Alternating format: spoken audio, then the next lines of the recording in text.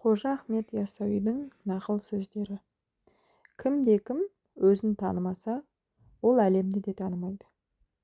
Тіл мен жүрек біріксе, адамда тыныштық болады. Өзіңді де, өзгелерді де жамандама, жақсы көр, бауырлас бол. Білім жүректің нұры, ал ақыл рухтың тағдыры. Адамның асылы оның жүрегі.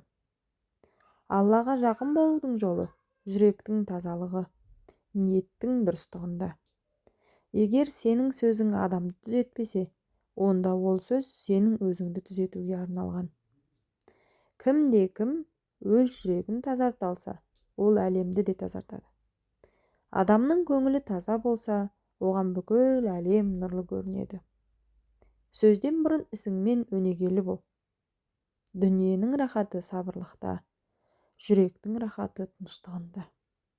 Ең үлкен байлық рухани байлық.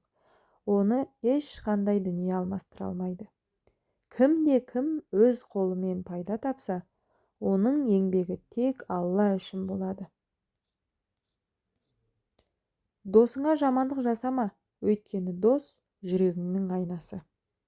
Дос тапсаң, оны 6 қырдан 40 елге айырбастама. Досыңның кемшілігін көргенде, оны түзету үшін емес, өзіңнің кемшілігіңді түзету үшін сабыр ет. Достық жүректің тазалығынан, сенім мен шынайылықтан туындайды.